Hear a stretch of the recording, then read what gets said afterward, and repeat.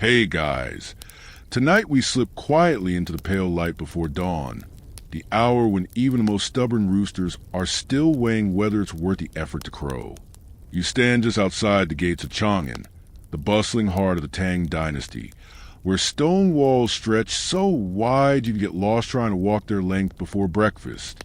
Lanterns flicker low in the chill, casting small halos on the packed dirt road. Somewhere, a camel groans in protest, like it's just been informed the journey will be measured in months, not days.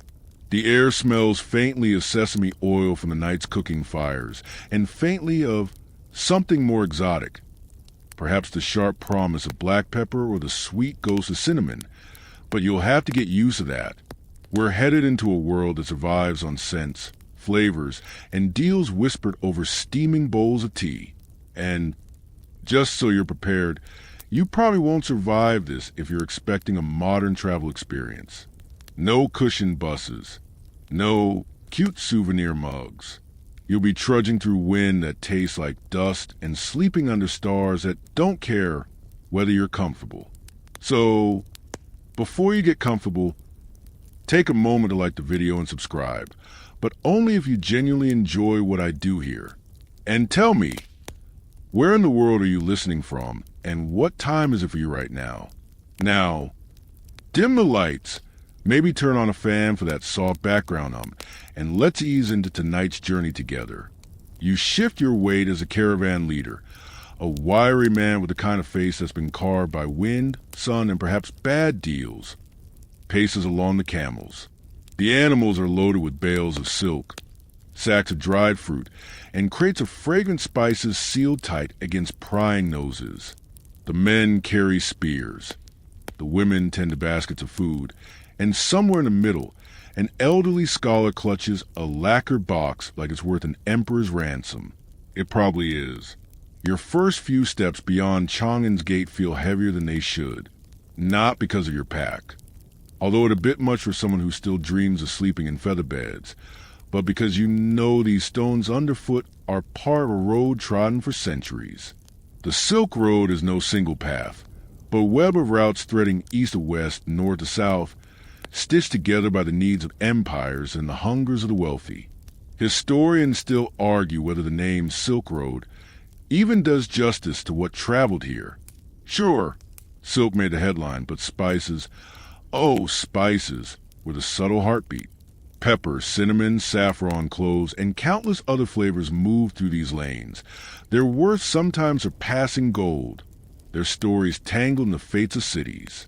As you walk, you pass the city's last tea stalls, their steam curling into the morning. A boy no older than 12 is hawking dried ginger slices from a bamboo tray. He shouts about its ability to warm the belly and drive away ghosts, which sounds like the sort of multitasking product marketing people would kill for today. You almost buy a handful, but the caravan moves, and you have to keep pace or risk being left behind. The road quickly narrows between dusty hills. The early sun strikes the horizon in thin bars of gold, glinting on the tips of spearheads. Somewhere far ahead, the faint bray of donkeys floats back on the wind. You hear merchants talking in a blend of Chinese, Persian, and something else you can't quite place. The Silk Road was never just a road. It was a moving language lesson, a place where tongues tangled and recipes migrated without passports. Your first day feels deceptively easy. The pace is slow, the weather mild, and the landscape open enough that you can almost forget the dangers. Bandits, sandstorms, the sheer loneliness of weeks between real cities. A trader walking beside you tells you, almost casually, that he once saw a man lose an entire wagon of saffron to a sudden windstorm, gone in a crimson cloud over the desert. You laugh, thinking it's a joke, but his face remains perfectly serious. By midday, the smell of the caravan changes. The mix of sweat, leather, and grain dust acquires a sharper note. Pepper, one of the camels ahead, carries a cargo of small, tightly sealed sacks from India's Malabar coast. In Chang'an, pepper is still exotic enough to be a luxury. In Rome, it's nearly a necessity. And here, Somewhere between those worlds, it's just one of many treasures on the move. The caravan halts in the afternoon by a shallow river. You dip your hands in the water. It's cold, almost startling, and watch as the camels kneel, their loads creaking. Women unfurl mats and lay out bowls of rice studded with bits of dried apricot. Someone passes you a small flatbread brushed with oil and sprinkled with crushed coriander seeds. It's your first taste of the road's real magic. The way cultures merge in your mouth before they ever merge on a map. As evening approaches, the caravan sets up camp in a hollow shielded from the wind. Fires are lit, tea is brewed, and a storyteller begins weaving tales in the firelight. You catch fragments about cinnamon trees guarded by serpents, nutmeg that can cure madness, and a peppercorn ransom that once saved a city. You can't tell if any of it's true, but you suspect that, out here, the truth doesn't matter as much as the telling. Lying back on your mat, you look up at the night sky. It's the kind of dark you only get far from cities, deep and velvety, stitched with stars you can't name. Somewhere out there at the far edge of this road are markets you can barely imagine. But for now, the only thing that matters is the slow breathing of the camels and the quiet murmur of the traders, their words slipping into the rhythm of the wind. Tomorrow, pepper will become more than just a scent in the air. It will be the first spice you truly follow across the Silk Road. The morning starts with thin silver mist curled over the riverbank, wrapping itself lazily around the legs of the camels. You're still half asleep, your head full of dreams about the firelit stories from last night. When you catch the scent again, that sharp, nose-prickling aroma of black pepper. It cuts through the damp air like a secret message from somewhere far warmer. You stretch, blink, and remember. Today, the pepper takes center stage. Black pepper, tiny and unassuming, has an arrogance far beyond its size. Out here, it's not a kitchen afterthought. It's a spice worth locking in small sacks, sealing with wax, and guarding with men who look like they've never smiled in their lives. A single handful of peppercorns could buy you a week's stay in a decent inn, or mule to carry your load. In Rome, a wealthy host could signal their status by casually letting guests grind pepper onto their dinner, as if money literally fell from their table. Historians still argue whether the pepper trade was more important to the Roman Empire than silk itself. Some records suggest Rome imported thousands of tons annually from India's Malabar coast, an appetite so voracious it drained silver from the empire. The Romans called it piper, and they didn't just sprinkle over meats. They stirred it into wine, dusted over fruit, and added it to sauces so thick and spicy you need a nap afterward. But pepper's path here isn't just a straight line from India to Rome. You're walking the middle stretch, a relay race of merchants and middlemen, each taking their cut. On the Malabar coast, pepper vines twist around tall trees, their clusters of green berries ripening in the hot sun before being boiled, dried, and packed. From there, it's a ship's journey across the Arabian Sea, a camel trek across the Arabian Peninsula, and then, if it survives the desert, into the markets of Damascus, Constantinople, or even farther west. The trader walking beside you today is a man named Javad, a pepper specialist with a mustache that could double as a small broom. He tells you, in a conspiratorial whisper, about a Roman general who once demanded a ransom of 3,000 pounds of pepper from a defeated city, enough to fill a warehouse. They could have asked for gold. Javad shrugs. But gold does not make soup taste better. As the caravan moves, you notice how pepper's value changes with every step of the journey. Here in the middle, traders weigh it like treasure, counting each handful. But by the time it reaches Rome, it's tossed into boiling pots without hesitation, though still only by the rich. You wonder if any spice has ever been so universally desired yet so unevenly enjoyed. By midday, the road narrows between rocky hills. The sun has burned away the mist, and the heat presses down like a damp blanket. You find yourself falling into rhythm with the camel's plodding steps, the steady clink of the pepper sack seals knocking against the wooden frames. Somewhere ahead, you hear the creak of a cartwheel and the faint laughter of children. It's rare out here to hear a sound that's not work or warning. The caravan stops in a dusty village where the main square is barely more than a wide patch of hard-packed earth. A few clay houses lean into each other like tired friends. In the corner of the square, a woman sits cross-legged beside a shallow woven basket filled with peppercorns, each bead glistening faintly in the sunlight. She offers you a taste, one peppercorn, held in her palm like it's a coin. You bite down and instantly regret it. The heat blooms in your mouth, bitter and fiery all at once, and you cough hard enough to make a camel glance over in judgment. The woman laughs, her eyes bright. "Too much for one?" she says, though you suspect she already knows the answer, while the camels drink from a trough. You follow the scent of cooking to a small stall where a pot bubbles over a charcoal fire. Inside, chunks of goat meat simmer in a broth dotted with pepper and cinnamon. The vendor ladles some into a bowl for you, and you burn your tongue on the first sip. It's rich and sharp, warming you from the inside in a way that feels almost medicinal. You make a mental note. In a world without refrigeration, pepper isn't just a flavor, it's a preservative, a guard against the stomach's enemies.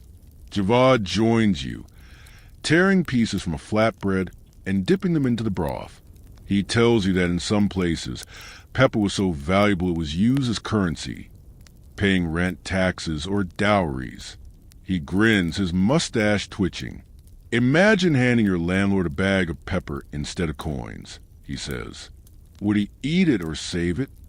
The road westward grows flatter in the afternoon, the horizon a wavering blur in the heat. You pass a group of traders heading east, their mules loaded with bundles of Chinese silk. One of them shouts something about fresh pepper in Damascus and laughs, as if the spice itself were gossip worth spreading.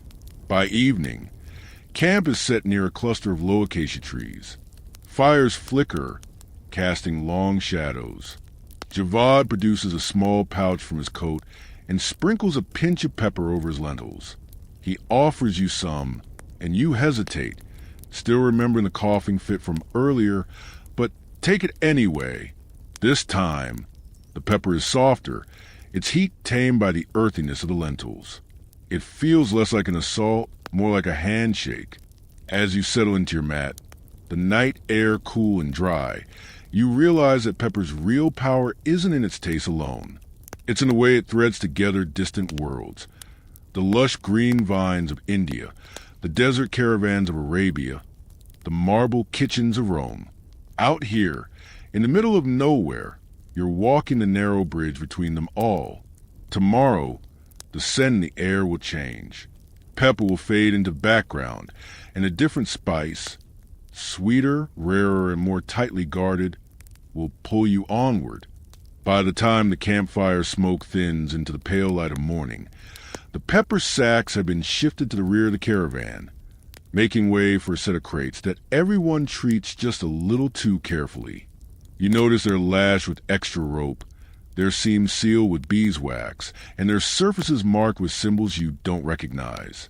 The air around them holds a faint, almost teasing sweetness, subtle, but enough to make you glance over again and again. It's cinnamon, not the dusty powder you might find in a jar today, but whole, curled quills, each one the bark a tree coaxed into releasing its fragrance only after careful stripping and drying. These quills aren't from anywhere close. They've traveled or will travel. From Ceylon, an island that seems in your mind like something half-imagined, lush, green, and fiercely secretive about its cinnamon groves. In fact, for centuries, those groves were so closely guarded that false stories were deliberately spread about their origins. Historians still argue whether ancient writers truly believed cinnamon grew in giant bird nests, or they went on the joke, feeding the myth to keep prices high. Supposedly, these birds built their nests high on sheer cliffs, and cinnamon harvesters had to trick the birds into retrieving sticks by offering chunks of meat. The truth was simpler but no less dangerous. Dense forests, tropical heat, and a careful peeling of inner bark before it dried and curled into the fragrant spirals you see now. You trudge beside the crates, the caravan rolling through low, yellow hills.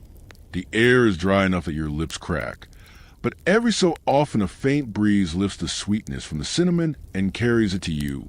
It's like catching the scent of something baking miles away, impossible and irresistible. Javad, still traveling with you, though now distracted by the cinnamon traders, leans in to tell you that cinnamon was once worth 15 times its weight in silver in some markets. It flavored wines, perfumed oils, and was burned in temples as an offering to the gods. In ancient Egypt, it was even used in embalming, though Javad is quick to add, it smells better in bread than in mummies.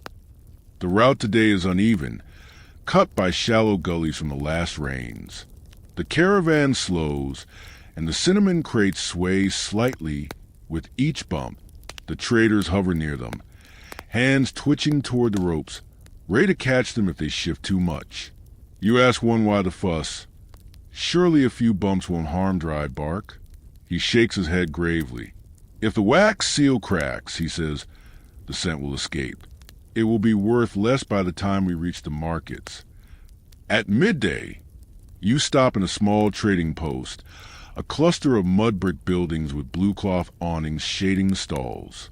There's a stall selling honeycomb, another with baskets of dried figs, and one where the vendor sells exactly 3 items: copper kettles, strips of leather, and cinnamon quills.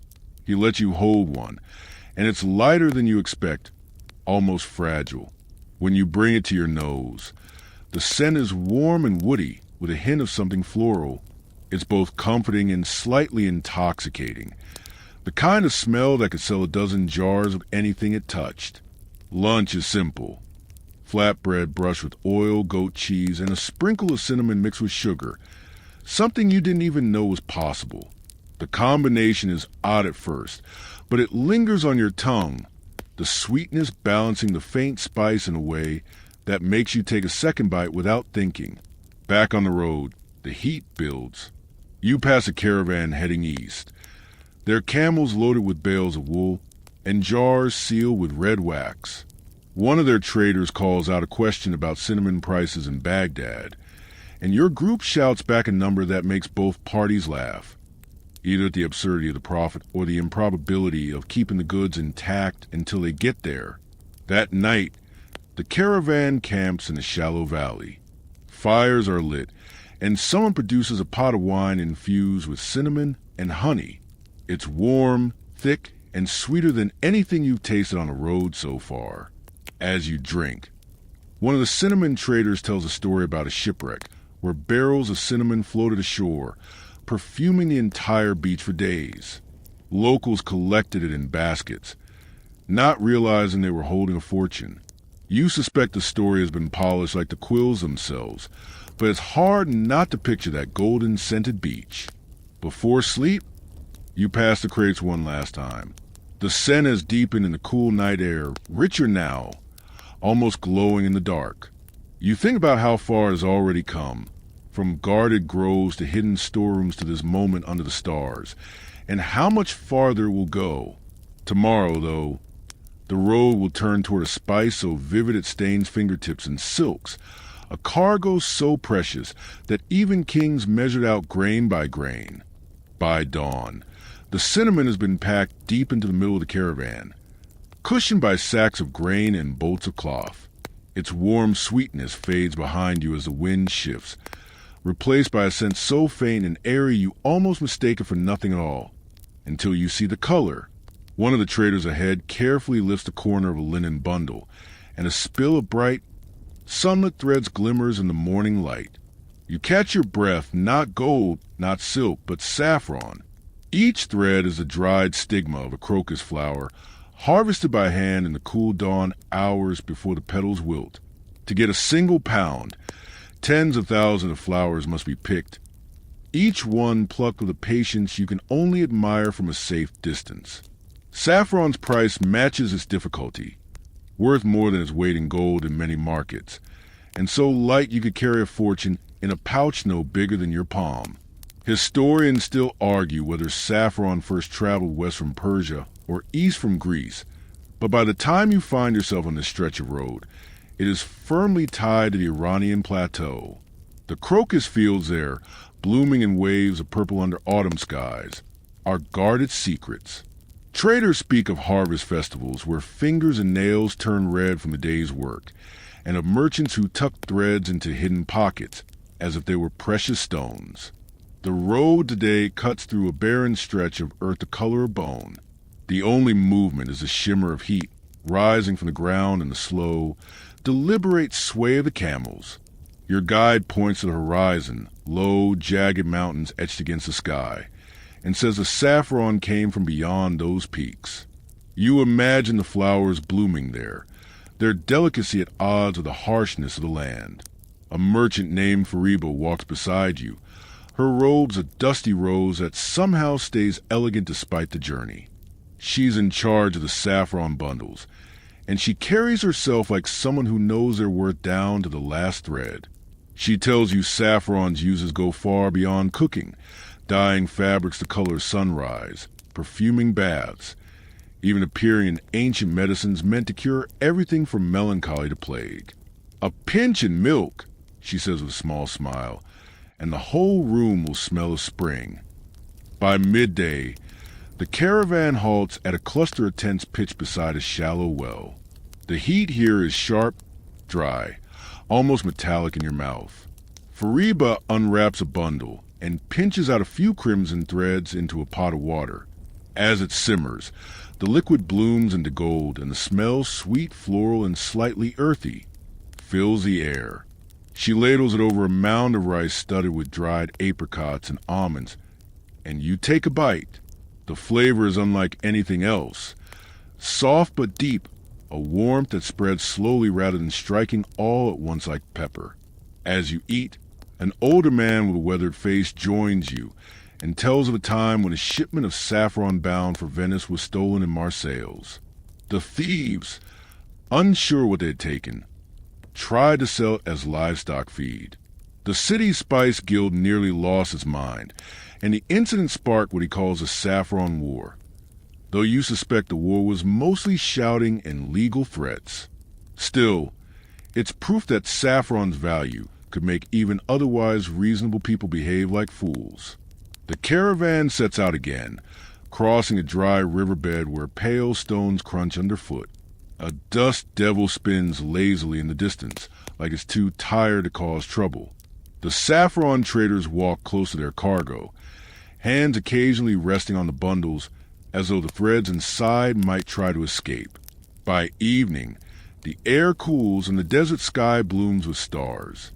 Dinner is bread and lentils, but Fariba adds a pinch of saffron to the pot, and suddenly the humble meal feels like something fit for a king. Around the fire, a young trader asks whether saffron's color could be faked. Fariba shakes her head. Dyed imitations exist, but the true scent gives them away. You can paint a stone gold, she says, but it will never shine from within.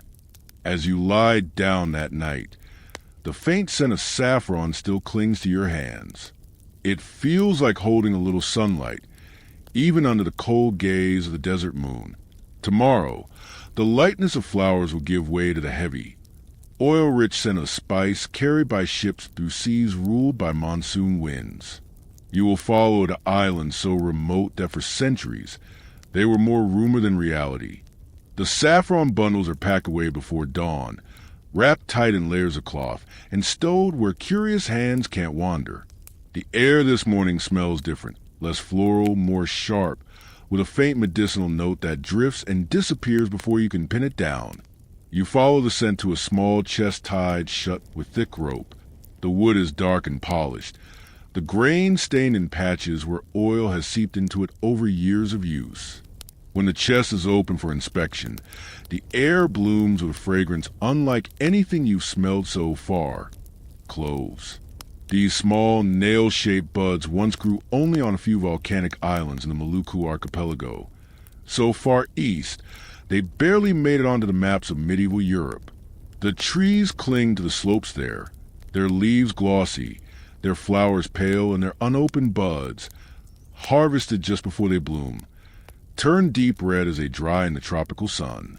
The smell is heady, sweet and warm, with an edge of something sharp enough to make your eyes prickle. Historians still argue whether cloves reached the Middle East via Indian intermediaries or directly by daring sea captains. What's certain is that for centuries, the source of cloves was guarded so jealously that Europeans didn't even know the exact islands they came from. Arab traders told elaborate stories. Cloves growing in hidden gardens protected by spirits, or in forests that would wither if outsiders stepped onto the soil. The truth was simpler but no less dramatic.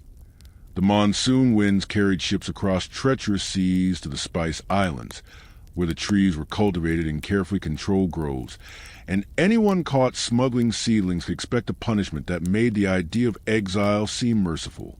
Today, the cloves have already made half their journey. They've been carried by ship from the islands to bustling Southeast Asian ports, then passed into the hands of traders who brought them north to the Silk Road's coastal outposts. From there, caravans like yours take them inland, slowly, step by step, toward markets in Damascus, Alexandria, and beyond. The caravan moves under a low, heavy sky. There's a dampness to the air you haven't felt in weeks, the kind that clings to your skin. One of the clove traders, a wiry man named Yusri, walks with you and tells you cloves were prized in China as early as the Han Dynasty, where courtiers were expected to chew them before speaking to the emperor. Part breath freshener, part display of wealth. Imagine, he says with a grin, a whole empire that refuses to smell your breakfast before an audience. By midday, the road passes through a small riverside market. Here, cloves are sold by weight, measured in little brass scales that look far too delicate for something this valuable. You stop at a stall where a woman crushes a clove between her fingers and lets you inhale the oil. It's intense, warming in your chest, almost numbing on your tongue when you try it. She tells you that cloves aren't just for flavoring food. They're used in medicines, perfumes, and even in treating toothaches.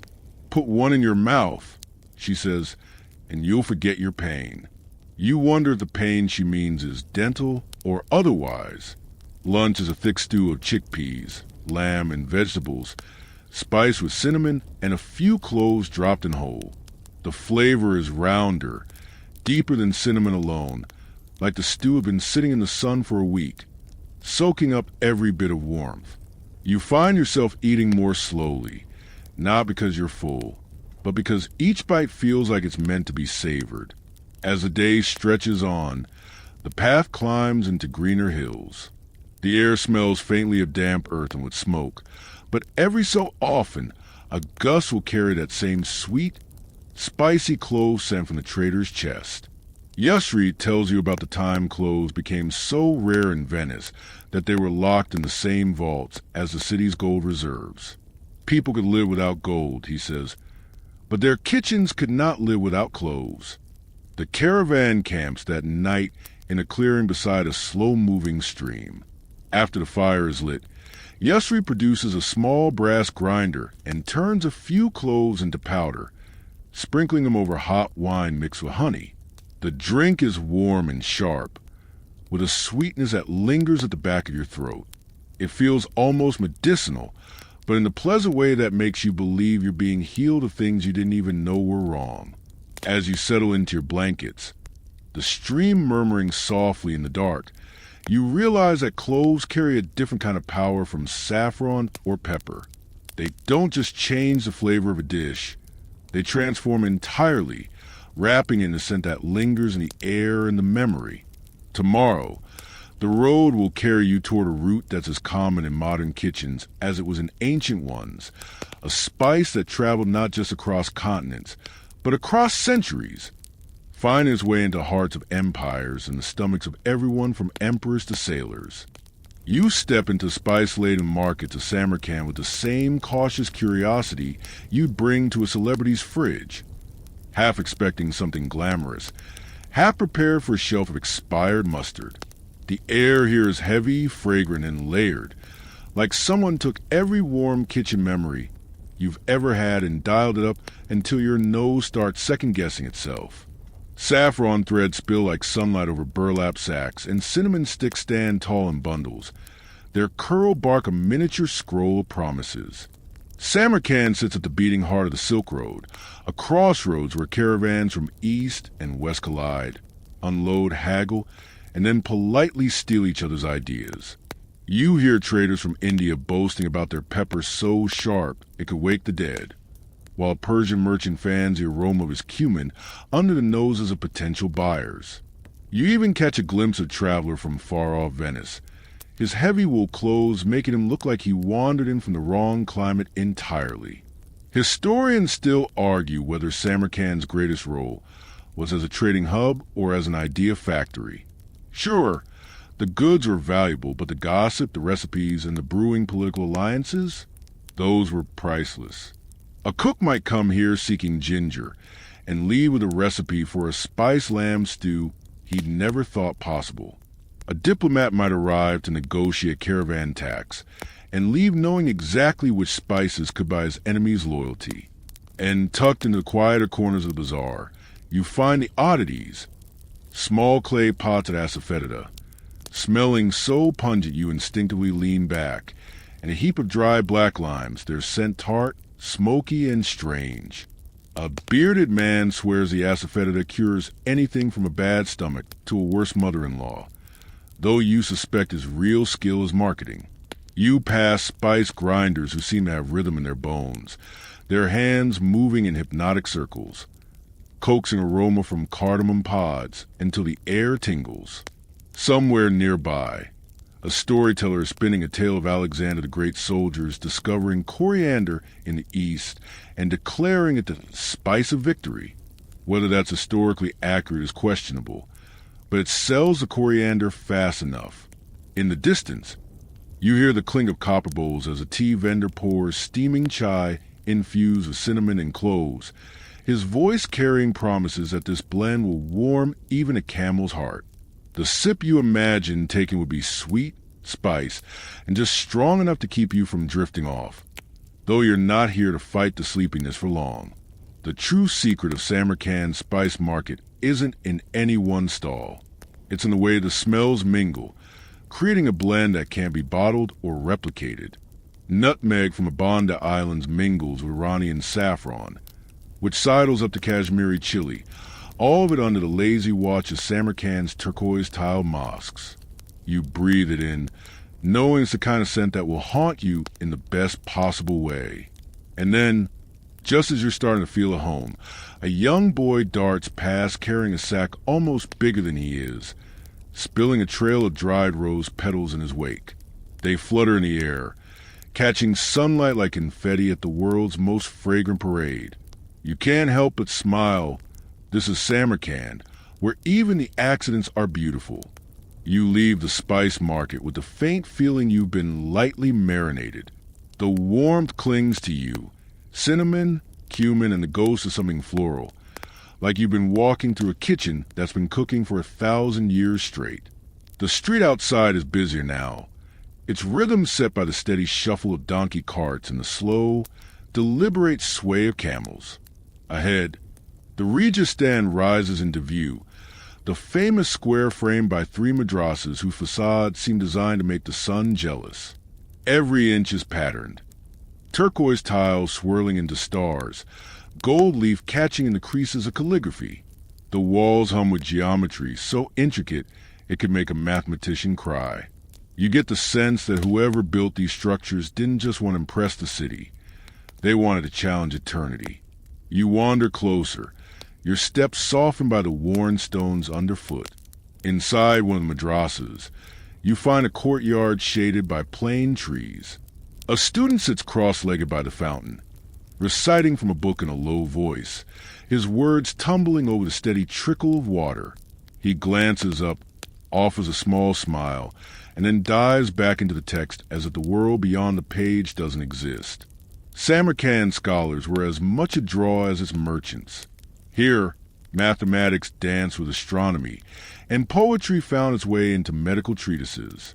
Maps were drawn that placed the city at the center of everything, as if the rest of the world were merely an elaborate set of directions pointing here.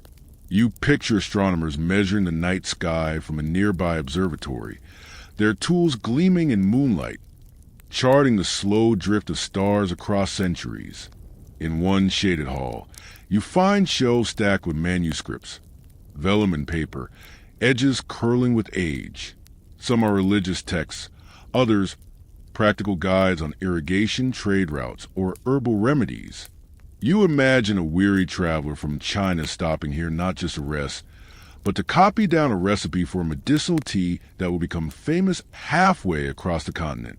Outside again, you follow the sound of a string instrument, its notes rising like swirls of smoke, until you find a man seated at the base of a mosaic wall, playing a dutter. His fingers move with the ease of someone telling an old story, the kind that changes slightly every time it's told but never loses its heart. A few children have gathered, their heads bobbing in time with the rhythm. One girl, barely taller than the instrument itself, hums along. You realize that in Samarkand, the boundaries between trade, art, and learning blur until they're almost non-existent. A spice merchant might quote poetry. A scholar might haggle over silk. A musician might be the son of a caravan leader, his songs tracing the roads his family has traveled. The air cools as the sun leans toward the horizon, casting long shadows across the Registan Square. Pigeons wheel above, their wings flashing in the orange light. Somewhere nearby, a baker pulls fresh naan bread from a tandoor, and the smell drifts toward you like a final, gentle invitation to stay. But Samarkand has always been a city of arrivals and departures, and the road ahead is calling. You take one last look at the domes, their blues deepening in the dusk, and step back into the current of the Silk Road, knowing the memory of this place will travel with you like a spice tucked into your pocket. Quiet but potent. The road west from Samarkand slips you into landscapes that feel like the spaces between breaths. Quiet stretches of scrubland, low hills smeared with the green of hardy shrubs, an occasional ribbon of river cutting through the dryness like a vein of quicksilver. The caravans here move slower, the camels swaying under loads of wool, ceramics, and the promise of distant ports. Traveling in this part of the Silk Road is less about constant excitement and more about settling into a rhythm. Each day is measured in the crunch of boots on gravel, the faint jingle of harness bells, and the long pauses under what little shade can be found. The wind is a companion here. Sometimes a gentle presence cooling the back of your neck, sometimes a dry rasp that scours the edges of your patience. By mid-morning, you reach a small caravanserai, its walls thick and sun-baked, built in the kind of practical, boxy style that speaks of function over flourish. It isn't grand like Samarkand's architecture, but it has its own kind of dignity, built to stand against heat, dust, and the slow erosion of time. Inside, the courtyard is bustling in that calm, unhurried way unique to travelers who have learned that speed is rarely rewarded on the road. Merchants tend to their goods, checking bolts of fabric for wear, counting coins, sprinkling water over sacks of dried fruit to keep them fresh. A boy runs between the camels with a basket of feed, pausing now and then to scratch one on the neck. You find a corner bench near the well and share a simple meal with a trader from Bokhara. He tells you about his journey east, how a sudden storm delayed him in the mountains, how one of his camels decided it preferred freedom to trade and bolted into the wilderness, and how, in the end, he made a profit anyway. His voice carries the comfortable weight of someone who has spent a lifetime turning unpredictability into routine. Later, as the heat thickens, you rest in the shade of the walls and watch the shifting patterns of life inside the caravanserai. The pace is slow, but not idle. Wheels are greased. Saddles are mended. Stories are traded as naturally as goods. This is the kind of place where rumors grow, a bandit spotted on the road, of a new market opening in a distant city, of a rare cargo of Persian glass making its way north. As evening draws near, the gates close, shutting out the wind. Lamps are lit, and the courtyard takes on a warm, golden glow. Somewhere, a lute begins to play, soft, almost private, the sound curling into the edges of conversation. People gather in small groups, sharing food and laughter. In a corner, a young man practices his writing by copying lines from an older merchant's ledger, his brush strokes tentative but careful. The stars come out in a wash of silver, sharp and clear without the haze of city air. You lie back on your bedding, listening to the murmur of voices and the occasional huff of a camel. Out here, the road feels less like a path to somewhere else and more like a world unto itself, one with its own rules, its own tempo, and its own quiet kind of beauty. Tomorrow, you'll follow it farther west, toward lands where the air smells faintly of the sea. But tonight, you sleep with the steady heartbeat of the caravanserai around you, and the knowledge that even the in-between places have their stories. You leave the red dust roads of Arabia behind, the scent of frankincense still clinging faintly to your clothes, and step into a world washed in green. The air changes almost instantly. Here, in the southern belly of the Indian subcontinent, the wind carries not sand, but the earthy, sun-soaked aroma of roots and leaves. Monsoon clouds cling to the horizon in great gray folds, their bellies heavy with rain that will spill across rice paddies and spice gardens alike. The path ahead is not marked by towering dunes or stone-walled caravanserais, but by narrow foot trails between lush fields.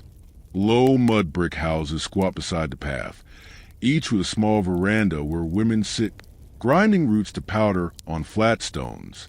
You recognize one root by its color before you see it clearly, a bright, deep yellow that seems to glow even in the shade. Turmeric. The traders here don't measure by the dram or the pinch, but by the basketful. Women lift shallow wicker trays and toss the dried rhizomes into the air, so the skins catch the light. A boy wave you closer to a shaded stall where neat mounds of turmeric lie like golden anthills. It is not a spice in the way cinnamon or cloves are. Its flavor is mild, earthy, almost bitter, but its value lies in its power. They call a haldi here, in their kitchens. It dyes rice and curries with the color of sunlight. In their temples, it blesses brides and newborns. In their households, it's pressed into paste with warm milk to heal wounds and soothe coughs. The traders tell you it is not only food, but medicine, story, and ritual, a spice that stains your hands as surely as it stains the culture. Your host tonight, an elderly spice merchant with a voice like slow water over rocks, shares his family's turmeric tale. His grandfather once traveled north with a caravan, carrying sacks of turmeric tied behind camels. When smallpox struck the camp, it was turmeric paste they turned to. He swears it saved lives. Whether truth or family pride, you can't say, but the way he tells it, under a lamplight's warm flicker, makes you believe. The turmeric trail winds through South India's plantations and village markets, then veers inland along the ancient trade roads toward the great port cities of the Malabar coast. Here, the spice changes hands from small farmers to large traders, and from their warehouses, it will sail west of Persia, Arabia, and even the Mediterranean. You see bundles being loaded into deep-bellied ships, wrapped in palm leaves to protect them from the damp. The harbor smells of salt and tar, but the turmeric scent cuts through it, faint but warm, like the memory of sunlight on your skin. When you travel inland again, you notice turmeric is rarely alone. The same merchants deal in ginger, black pepper, and cardamom, their goods carried in woven baskets balanced on bare shoulders. At night, under palm-thatched shelters, the traders tell you turmeric's virtues. It purifies, they say. It heals the body and the spirit. It drives away evil and blesses the home. You realize that while other spices are sold for their taste or rarity, turmeric's worth is measured in what it promises: protection, vitality, longevity. Crossing into the Deccan Plateau, you join a caravan heading toward the Nirmala River. Here, turmeric becomes a currency of sorts. It is exchanged for jaggery bricks, sacks of millet, and rolls of cotton cloth. Mothers sprinkle into water for the children to bathe in. Priests smear it across temple stones in thick yellow streaks. Healers stir it into herbal concoctions to treat fevers. In each village, you see its golden stain on hands, on walls, on the folds of garments, as though it leaves a mark not just on fabric, but on memory itself. The further north you go, the more stories change. Some merchants claim turmeric wards off snake bites, others that it keeps demons from crossing thresholds. In Gujarat, a caravan leader tells you that sailors rub turmeric on ship ropes to keep them strong against the sea's salt. Whether these tales hold truth is almost beside the point. On the Silk Road, belief can be as valuable as proof.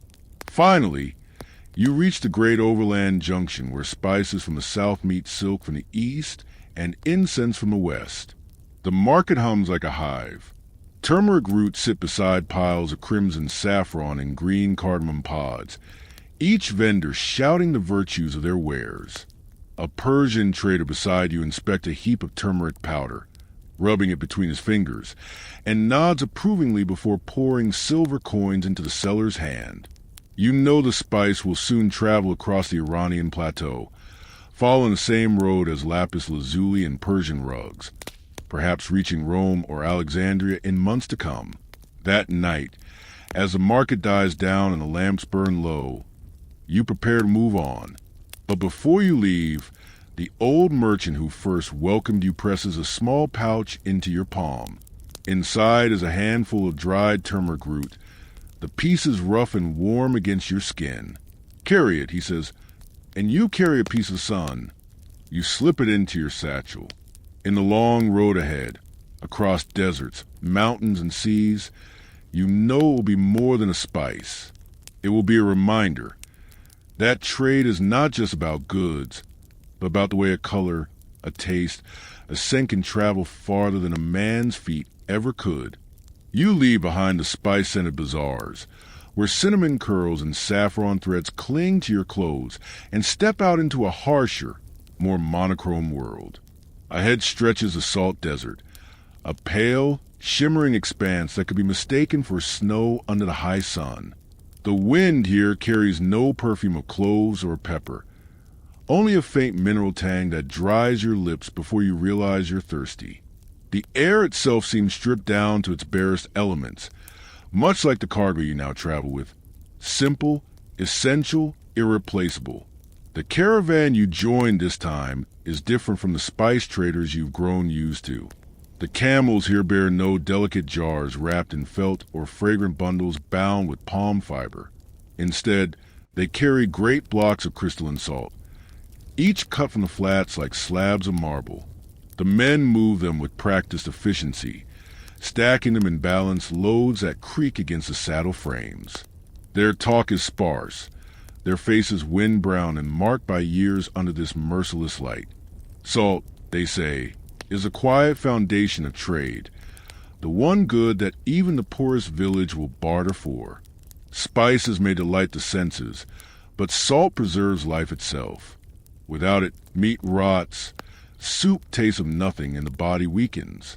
In the desert, the traders tell you, salt is worth more than gold, because you can't eat gold when the horizon swallows you. The first day's march is deceptively easy. The salt flats stretch wide and level, the camel's soft pads making almost no sound. But the glare is constant. By midday, your eyes ache even behind your headscarf, and the horizon wavers with heat. Shadows are thin and brittle, and the air seems to hum faintly in the stillness. You begin to understand why these traders keep their words few. Speech feels like wasting moisture. By the second day, the terrain shifts. The salt flats give way to rolling dunes, each one a slow-burning climb and a slow, careful descent. At the dune crests, you pause to see the white crust glittering below, patches of salt where underground water has risen and dried in the sun. leaving behind its mineral ghosts. The camels walk steadily, their pace unchanging, as though time itself moves according to their stride. At the first oasis, the air cools beneath palms whose fronds whisper in the breeze. The men unload some of the salt bricks, stacking them in the shade. You watch as local herders arrive. Tall, wrapped in layers of indigo cloth, they carry goat skins filled with milk, bundles of dates, and rolls of coarse wool. The exchange is brisk but respectful. A block of salt goes one way, a sack of dried dates the other. No coins change hands. The values are agreed upon long before the goods meet. That night, you lie beneath a canopy of stars so sharp they seem to crack the sky. The traders sit in a circle, sharing stories not of spices or distant cities, but of wells, where they are, how deep, whose family guard them. One man traces the shape of a route in the sand with a stick, marking each oasis with a small pebble. You realize that for them, the desert is not an empty wasteland, but a map written in wind and memory. Days pass in a slow, deliberate rhythm. The dunes become more jagged, and sometimes the salt blocks shift under their bindings, forcing the men to stop and adjust the loads. You help once, your hands brushing against the cool, dry surface of the mineral. It leaves a faint graininess on your fingertips. The trader next to you nods toward the block. That, he says simply, is winter for village. He means that it will preserve their meat through the cold months, keep their goats healthy, and flavor their bread when the harvest is gone. The next settlement is little more than a cluster of mud brick houses around a central well. Children run out to greet the caravan, their laughter carrying over the sand. They've likely been told to watch for the salt trader's arrival for weeks. Women come forward with baskets of millet and earthen jars of butter. In return, the salt slabs are broken into smaller pieces with wooden mallets. The fragments are wrapped in cloth and carried off as though they were treasure. You see, then, that salt doesn't just move between great cities. It threads itself into the life of every small community along the way. Unlike spices, which may be hoarded for the tables of kings, salt disperses, dissolves, becomes part of the body itself. Every grain you've seen traded will be eaten, drunk, or preserved into the flesh of animals before the month is out. The final stretch takes you across a dry plateau where the wind never rests. It howls through the camel lines, pulling at your robes, carrying with it the faint taste of the very cargo you carry. It's as if the land itself knows what you bring and claims its share in passing. When at last the caravan crests a rise and you see the next great market town spread out below, it feels like a different world. Walls painted red with clay, towers catching the sun, the noise of life carried up on the wind. The salt is carried straight into the heart of the market, where the spice stalls still dominate the air with their perfumes. Yet you notice something now that you didn't before. Tucked between the cinnamon and saffron sellers are the salt merchants, their blocks stacked like fortresses, their customers constant. A nobleman in embroidered silk haggles for pepper nearby, but the baker buying salt doesn't pause. Neither does the mother with her jar of lentils, nor the cook with a basket of fish on ice. Here, you understand the trader's quiet pride. Their cargo doesn't dazzle the senses, but without it, no feast would be possible. The salt slabs vanish into kitchens, workshops, and storerooms almost as fast as they arrive. By sunset, the blocks that cross the desert with you are already scattered into the meals of 100 homes.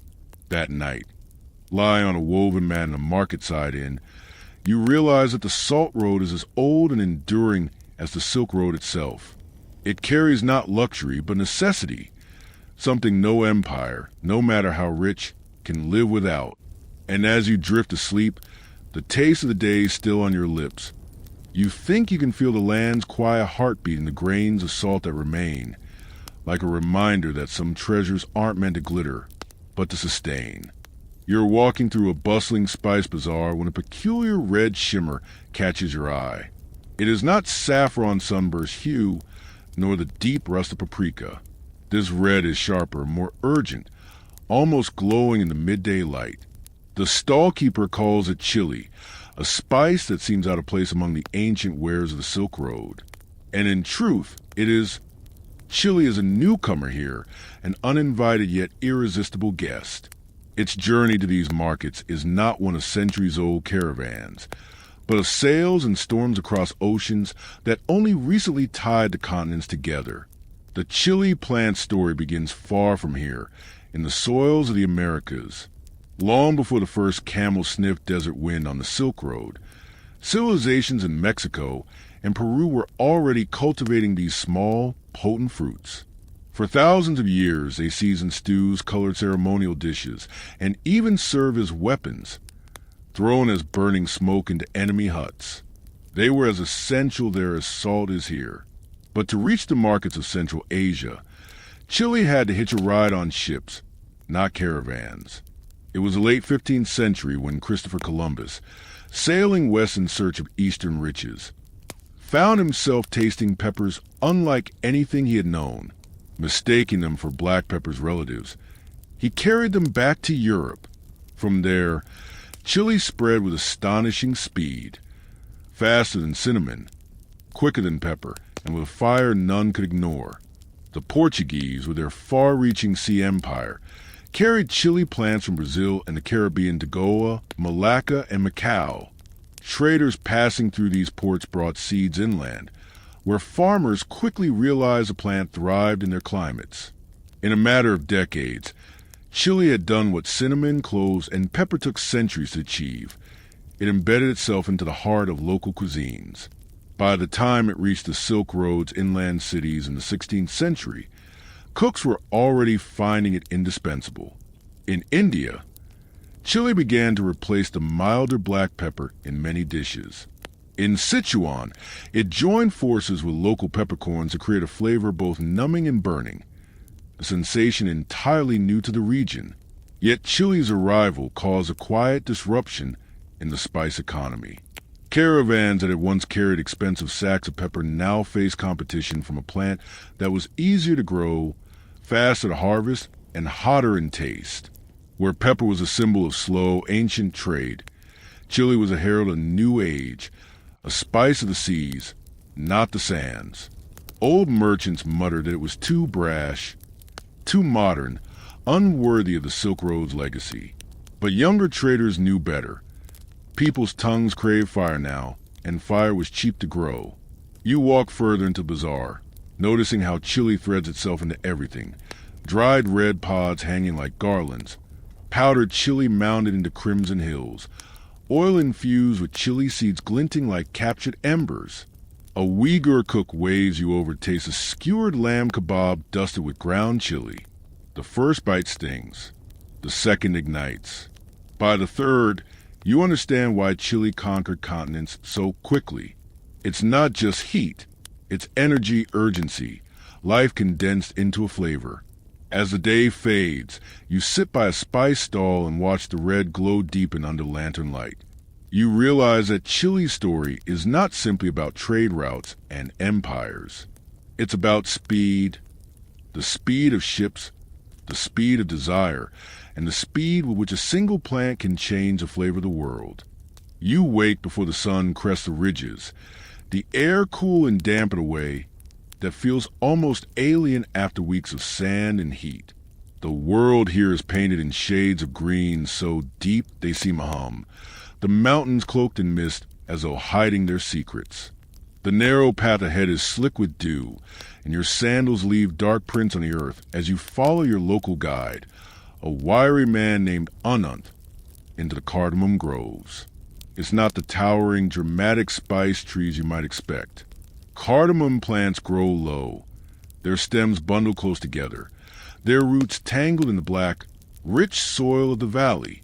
Their broad leaves arch over in green canopies, catching the droplets that fall like tiny bells when disturbed. The scent is faint here.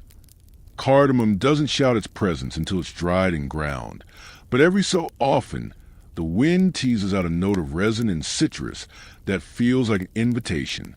Anant pauses beside one plant, crouching low to show you the clusters of pale green pods hidden at the base. almost invisible unless you knew to look. "This," he says in a quiet voice, "is the real treasure." He plucks a pod and rolls in his fingers before pressing it into your palm.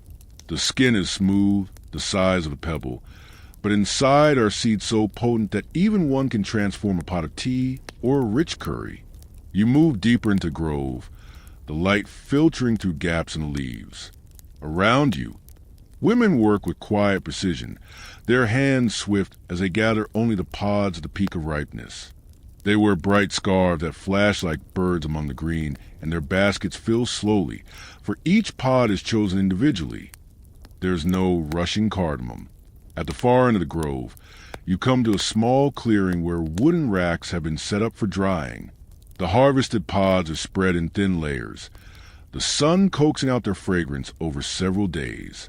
The scent here is much stronger, richer, as though you're breathing in warmth itself. A trader approaches, introducing himself as Prakash, his voice carrying the faint rhythm of someone who has told the same stories many times. He speaks of how these pods will travel, first down to the coastal ports, then across the Arabian Sea to the markets of the Middle East, and even as far as Venice, where cardamom is worth its weight in silver. In the afternoon, you join the workers for a simple meal under the shade of a banyan tree.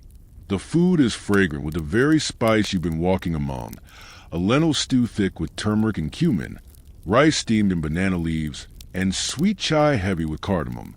You find yourself drinking slowly, savoring the way the spice blooms across your tongue. Sharp at first, then warm, then floral, lingering long after the sip is gone. When the work resumes, you linger a while longer, leaning against a tree and watching the clouds curl over the mountaintops. You think of how far this spice has traveled in your own life already. Its scent in a cup of tea on a cold morning, its taste and sweets from lands you haven't yet seen. And now, standing here, you understand the patience it demands. Cardamom isn't wrestled from the earth. It's coaxed, tended, and carried with care. As the day ends, the mists begin to gather again, swallowing the groves in soft white. You take one last look before following the path back toward the village, the cardamom pods in your pouch a quiet reminder that not all treasures are loud or bright. Some simply wait in cool valleys, hidden until you are ready to notice them. You arrive by a river this time, the gentle sway of the boat different from the jolting pace of camels or the rumble of caravan carts. The current moves with unhurried confidence, as though it has carried merchants like you for centuries, and indeed it has. The banks are lined with winter-bare trees, their twisted branches reaching over the water like bony fingers. The air here is sharp, crisp, but with a hint of something sweet. Faint at first, but growing stronger as the days go on. You've been told this is a land of star anise, a spice shaped like something from a dream. 8 pointed pods, each one holding a glossy seed, each seed holding a fragrance that warms the spirit in cold weather. In these northern valleys of China, the plant grows patiently, indifferent to the season's harshness, content to flower in its own time. The closer you draw to the growing region, the more the river narrows and meanders. The boatmen lean into their poles, steering around bends where the banks are shadowed by steep cliffs. From time to time, you pass a cluster of wooden houses on stilts, their walls blackened by weather, their roofs heavy with snow. People wave from the shore, bundled in thick, quilted jackets. Smoke rises from their chimneys, curling into the sky. Somewhere beyond those houses, star anise trees stand rooted in the frost-dusted earth. Your guide is a man named Lee, small in stature but quick-eyed, with a voice that carries well over the rush of water. He explains that star anise is harvested in the cooler months, when the pods ripen and harden on the branches. The farmers here dry them in the sun until the scent is so strong that the entire village smells faintly of licorice. He smiles when he says that outsiders often mistake it for candy at first, until they taste it. It is not candy, he adds, almost proudly. It is power in a pod. When you finally leave the river, it's by a narrow pier that leads to a dirt track climbing into the hills. The snow crunches underfoot, and your breath clouds in the air. You pass small terrace fields, now bare, and orchards where skeletal trees reach for the low sun.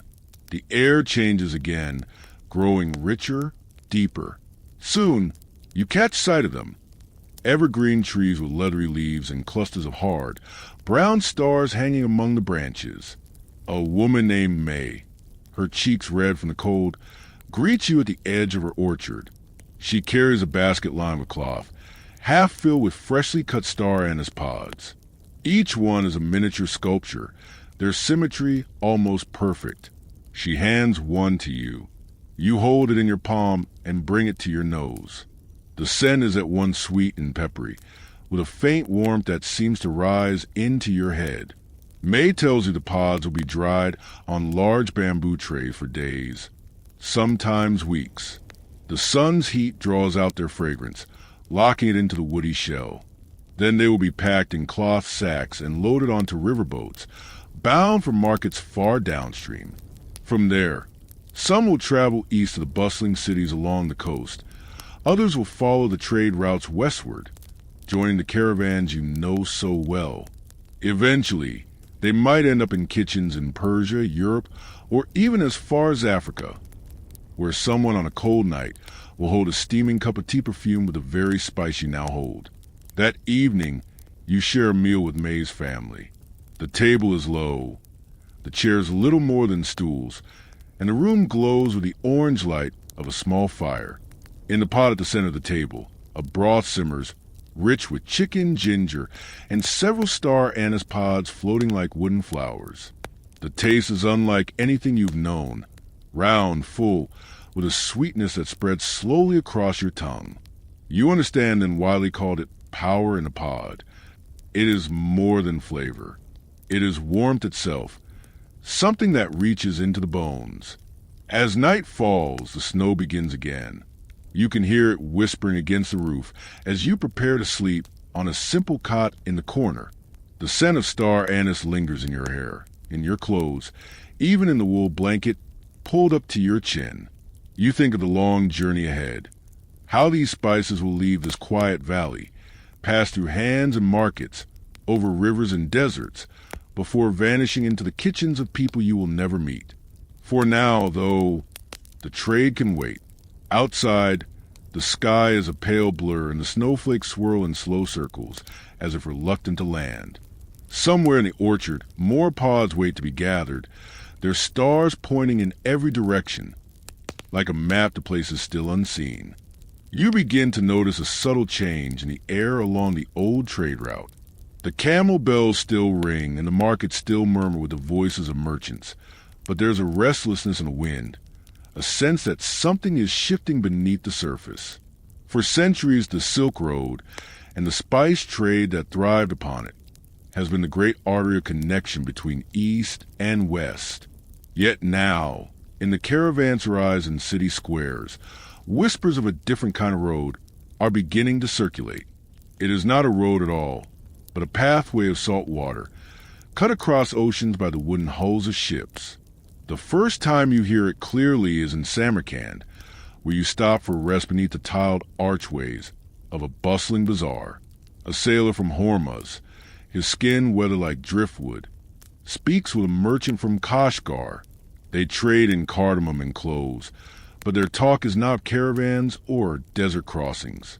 Instead, the sailor leans in and says, "The sea does not sleep. The Portuguese have found a way around Africa. They take spices straight from India to Europe. No sandstorms, no bandits, no weeks of thirst in the Taklamakan." The Kashgar merchant frowns, his hand tightening on a pouch of dried ginger. "The desert may be harsh," he replies, "but the sea will eat your ship whole, and the ocean smells of rot. I'll keep my feet on the land." But even as he says it, you can see the unease in his eyes. Change rarely comes all at once. It trickles in like water under a tent flap. Yet, once it starts, the old fabric of the world is never quite the same. From then on, you hear it everywhere. In the tea houses of Bokhara, over steaming bowls of lagman noodles. Traders speak of pepper arriving in Venice by ship, bypassing the caravans entirely. In the Khans of Isfahan, caravanners grumble that their loads are lighter this year, the demand less urgent. At caravanserai courtyards in Anatolia, some camel drivers turn their eyes toward port cities, wondering if there might be work aboard merchant vessels instead. The shift is not only in trade, it is in the very rhythm of the route. Where once you could travel for weeks without seeing an empty market, now you pass through towns where the stalls are half shuttered, and the air smells less of cumin and cinnamon and more dust and neglect. Still, the road is not dead. Not yet. In Kashgar, the spice market still sings with the metallic chatter of scales and the rustle of burlap sacks. In Kabul, cinnamon sticks are still tied in fragrant bundles, and saffron is still weighed with the delicacy of a jeweler. In Aleppo, caravans from the east still arrive under the city's ancient gates. Their loads pile high with goods from beyond the horizon. But the mood is different. The caravans are smaller. The merchants count their coins more slowly, weighing each decision. A few adventurous traders now use both land and sea, sending part of their cargo along the camel roads and part on the ships. They say it is wiser to spread your bets in uncertain times. One evening, in a caravanserai in the foothills of Persia, you sit beside an old spice merchant whose beard is white as dried salt. He tells you the road's golden years, the days when a single pouch of nutmeg could buy a man a fine house, when camel trains stretched for miles across the horizon, when the scent of clothes could linger in the streets for days after the caravan had passed. But the sea is faster, he admits at last, his voice low, and faster always wins in the end. He stirs the embers of the fire with a stick, sending up sparks into the cooling night. Still, he adds, the sea cannot carry stories like the desert can. You've seen it. The firelight on a dune, the stars sharper than any blade, the silence so deep you can hear your own blood. A ship may bring spices, but only the road can carry the soul of them. You sleep that night under a wide sky, listening to the wind tug of the old silk banners still fluttering from the courtyard walls. In your dreams, the road does not vanish, it changes. The camel tracks are joined by ship wakes, the oases by ports, the desert winds by the rush of ocean spray.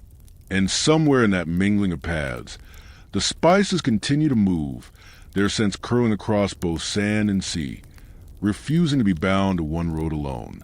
By the time you wake, the first rays of dawn are spilling into the courtyard. A caravan is leaving, bells jingling softly, hooves padding against the hard earth. You shoulder your pack and follow, knowing that even if the road is fading, you still have one more journey to make before the story ends. The wind is your only companion now. It sighs through the empty doorways and arches of a town long forgotten, carrying with it the faintest trace of something elusive. At first, you think it's just the smell of warm dust and stone baked in the sun for centuries. But then it changes soft, sweet, and resinous, almost like frankincense. You pause in the middle of the crumbling main street, staring at the skeletal remains of buildings that once bustled with life. This was once a proud spice hub. You can see in the bones of the place, the tall, narrow shop fronts, the large arched warehouses, the central square where merchants once gathered in heated debate. Time and shifting trade winds have undone it all. The sea routes grew faster, cheaper, and surer. Caravans faded away, and the desert slowly reclaimed its claim. You step into what was once a spice storehouse. The air inside is cooler and the smell is stronger now, perhaps trapped here for centuries in the grain of the wooden beams. You run your fingers along a stone bench, feeling the grooves worn smooth by the hands of traders counting coins and weighing goods. In your mind's eye, the place springs back to life. Burlap sacks brimming with clothes, peppercorns rattling in wooden scoops, cinnamon sticks bundled with twine. Voices rise and fall in a dozen tongues. Outside, you wander into the courtyard of what was likely a caravanserai. A low, Crumbling wall encloses a space where animals would have rested, camels chewing quietly after weeks on the road, donkeys braying impatiently. The ground still holds faint indentations where water troughs once stood. In one corner, there's a shallow stone basin, dry now, but a faint mineral crust hints that was once filled daily from a deep well. You crouch beside it, imagining the relief of cold water after a long desert crossing. The way travelers must have leaned over the same spot, letting their cupped hands drip between sips. You walk on and the ghost of the spice road follows. Every turn brings another fragment. A painted sharp pottery, the faint outline of a faded mural, showing a camel train, the rusted iron latch of a warehouse door. You lift the latch, and it crumbles in your hand like stale bread. It strikes you how fleeting even the busiest crossroads can be. For centuries, this place thrived because the world's great hunger for spice passed through it. Then, in a single generation, that hunger was satisfied by ships, and the desert swallowed the rest. The scents remain like stubborn memories, hints of saffron, myrrh, sandalwood, so faint you wonder if your mind is inventing them. As the sun tilts toward the horizon, you climb a small rise beyond the ruined gate. From here, you can see the faint line of the old road stretching into the haze. It's not much, just a paler strip of earth winding between low dunes. But in your heart, you know it's the same road walked by countless others. Merchants chasing fortune, pilgrims seeking the divine, wanderers simply answering the pull of the horizon. You close your eyes, letting the warm air and ancient scents wrap around you. The spice road is gone, yes, but it has not vanished. It lingers in the air, in the stones, and in you. You have walked its length, felt its pulse, and heard its stories. And now, like the trader before you, you carry its memory onward to wherever your next road begins.